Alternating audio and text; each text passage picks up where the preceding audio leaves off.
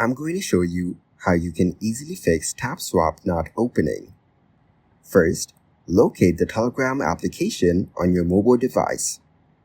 Press and hold the app icon until a menu appears.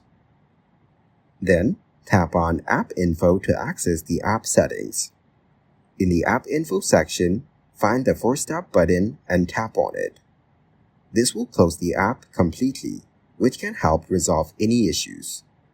Next, tap on Storage and Cache to view the storage options for the app. Here, you will see two options, Clear Cache and Clear Data. First, tap on Clear Cache. This will remove temporary files that might be causing the app to malfunction. After clearing the cache, tap on Clear Data. This will reset the app to its original state, but be aware that you may lose any unsaved information.